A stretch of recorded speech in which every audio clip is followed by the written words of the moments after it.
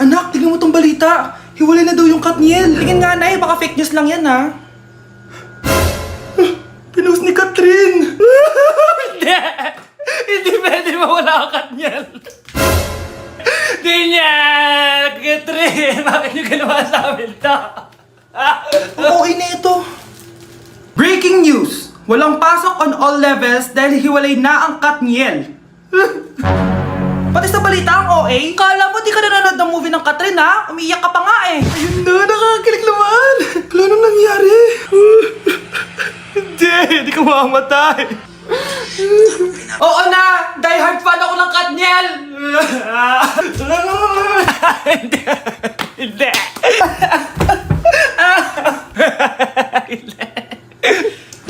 Hala, na paano siya? Be, anong iniiyak-iyak mo dyan? Nag-relapse ako, be. Nakita ko kasi mga favorite song namin sa Spotify rap results ko.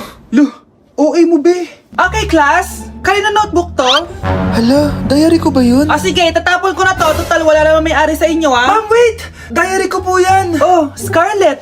Pwede mo bang basahin sa buong klase kung anong laman ng diary mo? Babasahin? Ma'am, nakakahiya. Go, bes! O, ganito, Scarlett. Pag binasa mo yan, may plus points ka sa akin. Sige na nga, para sa plus points.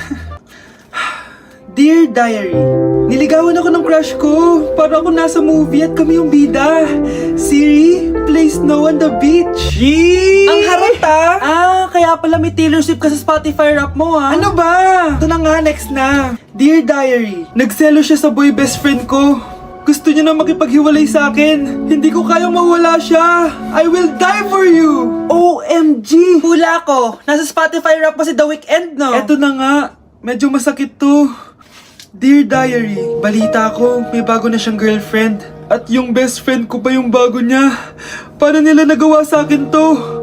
Parehas silang traitor. Hala, okay lang yan, bes. Kaya, ayun.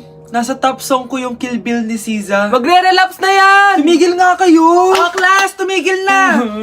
Hello ma'am. Sorry I'm late. Nga pala, class. May bago pala kayong kaklase.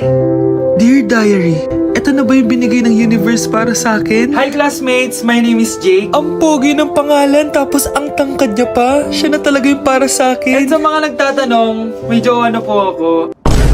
And 3 years na po kami. Dear Diary, suko na ako. Ayoko na magjowa. Mamamatay na lang talaga akong single. Anak ko, Jollibee oh. Jollibee. Jollibee. Jollibee. Oh, tulog ka na ulit. Kain tayo dun, ma'am, sa Jollibee. Nay, nasusuka ako. Diyos ko, yan na nga ba sinasabi ko eh. Buntis ka na. Ang harot-harot mo kasi. Buntis agad? Di lang ako sanay sa biyahe kaya ako nasusuka. Okay mo? May naririnig na naman ako. Sakit sa tenga.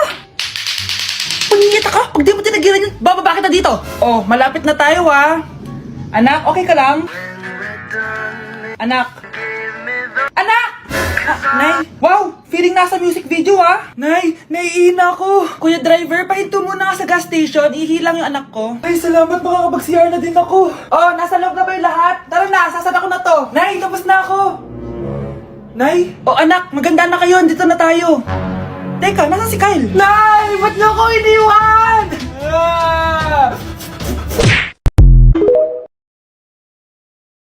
Wow! Anak, di ako makapaniwalang may pinapatayo na tayong bahay. Nay, deserve natin to. Ang tagal niyo din to pinaghirapan. Ah, ma'am, saan ko po ilalagay itong mga semento? Ah, doon na lang sa gilid, kuya. Ah, sige po, ma'am. Excited na ako matapos tong bahay natin, anak. Ah, saan dito? Hoy, huwag ka pupunta dyan! Grabe nangyari sa kanya. Kawawa naman siya. Ba't ang daming tao? Ah, engineer, anong meron? Ah, ma'am, yung isa sa mga trabahador namin, na kuryente tapos natabunan ng semento. Ayun, namatay. Ha? Paano nangyari yun? May nag-utos ata sa kanya na ilagay yung semento sa gilid. Eh, madami live wire dun eh. Ay. Ang problema, ma'am, kung tatanggalin pa namin yung katawan niya sa ilalim ng semento, baka hindi agad matapos tong bahay niyo. Hindi pwedeng hindi matapos agad tong bahay na to. Di bale, babayaran ko na lang yung pamilya nung namatay. Nay, sigurado ka ba? Sige po, ma'am. Sige na, ituloy niyo na yan. Congrats po, ma'am. Natapos din yung bahay niyo. Ang ganda, di ba? Wow, ang ganda. Maraming salamat, engineer. Una na po ako, ma'am. Anak, tara pasok na tayo. Wow, ang ganda ng loob. Nay, hindi talaga ako mapakali na may bangkay dito sa ilalim ng bahay natin. Huwag kang okay, anak. Kasalanan niya naman kung bakit siya namatay eh.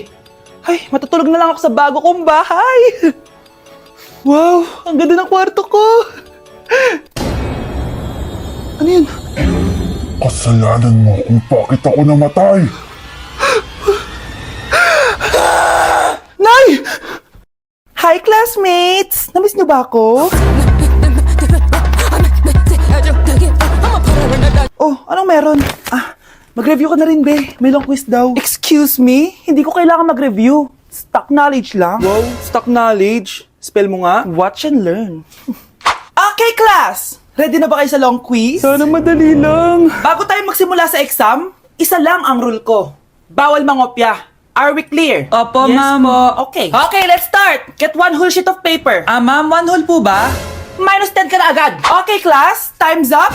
Pass your papers. Sana pumasa ako. Nakakalito yung bandang huli. Ano kaya magiging score ko nito? Ikaw, Scarlett. Ako? Feel ko nga bagsak ako eh. Okay, class. Mag-a-announce na ako ng scores, okay? Hello, yun na. Cheska, 12/20. Munti ka na bumagsak. Miguel, 14/20. Pwede na. At Scarlett, perfect! Wow, paano nagawa ni Scarlett yun? Grabe namang stock knowledge yan. Ma'am, may kodigo siya sa kuko niya, oh. Ha? Totoo ba? Scarlett, patingin ang kuko mo. Kaya pala perfect ka? Dapat bagsak na yan eh. Ang daya. Aba, bakit ako babagsak? Ang number 1 rule lang naman ni ma'am ay bawal mangopya. May sinabi ba siyang bawal maglagay ng sagot sa kuko? Meron ba? Ba't parang kasalanan ko? May point si Scarlett. Pointless. Next time, kilalanin yung mga binabangga nyo, ah. Okay, class. Next reporter. Hi, classmates. We are the group 2 and...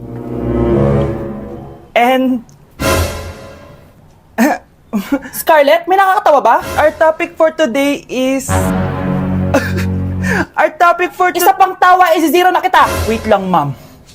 Saan pupunta yun? Nakakatawa yun, no? Ano, magpapatawa ka pa? Nagre-report ako, di ba? Gusto mo bang maging kwento, be? Joke lang yun, eh. Ang saya ng ginagawa natin, di ba? Subukan mo lang magpatawa ulit.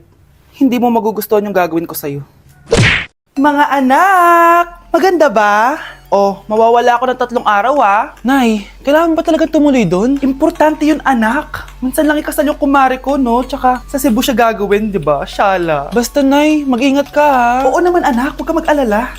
O siya, naalis na ako. Mga kapatid mo, ha?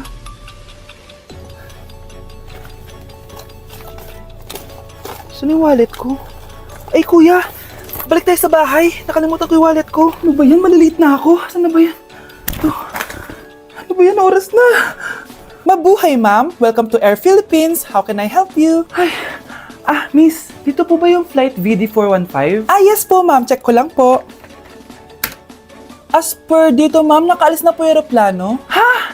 Hindi ako pwede malit sa kasal na kumari ko. Kailangan ko umabol. Ma'am, kailangan niyo po ulit mag-rebook so ang next available flight is bukas pa po, ma'am. Ano ba yan? Gawin mo ng paraan. Diyos ko, sayang lang pera ko. Wala palang kwenta tong airlines niyo eh. Uwi na nga lang ako. Sorry, ma'am. Oh, Nay, nandito ka na agad? Akala ko ba 3 araw ka mawawala? Eh di ayun, naiwan ako ng aeroplano. Alam mo, parang pinipigilan talaga ako ng universe makaalis eh. Nay, buksan mo yung TV. Ha? Bakit? Breaking news! Nandito tayo ngayon sa site kung saan nag-crash ang flight VD415. Ayon sa mga otoridad, walang nakaligtas sa mga pasahero nito. Kaya pala, kung nakasakay ako dun sa aeroplano na yun, patay na ako ngayon. Mga anak, aalis lang ako Maglinis kayo dyan. Bye, Nay! At dahil wala na si Nanay, ako ang bago niyong boss. Kaya sundin yung mga inuutos ko, ha? O Kyle, ikaw na magugas ng mga plato doon, ha? Wow, lakas magutos, ha? Aba, nagrereklamo ka ba? Rihanna, walisin mo yung mga kalat dito. Pwede ikaw naman. Walisin ko mukha mo, eh. Ano sabi mo, babae ka? Hoy, ikaw, Miguel. Kung gumawa ng assignment ko, ha? Ang lala ng babaeng to. Sa bobo pa papagawa ng assignment. Matutulog lang ako, Dapat pagkagising ko, tapos na lahat yan, Nakakainis si ate. Sobrang tamad na. Dami pang inuutos. Ano magagawa natin? Favorite kasi ni nanay yan eh. Isumbong na natin niya kay nanay. Hindi pwede inaalipin niya tayo ng ganito. Anong isusumbong, ha? Akala niyo hindi ko kayo naririnig? Magtrabaho kayo doon! Tama na, ate! Sawang-sawa na kami. Puro kautos. Malinaw naman sa inyo, di ba? Na pag wala si nanay, ako ang boss. Sinong boss? Ha? Wala, nay. Actually, kakatapos ko lang maglinis ng bahay, oh. Lu, sinungaling. Scarlett, wag mo na ako lokohin. Hindi naman talaga ako umalis dito. Sinisigurado ko lang kung naglilinis talaga kayo lahat. At tama nga yung sinasabi ng mga kapatid mo.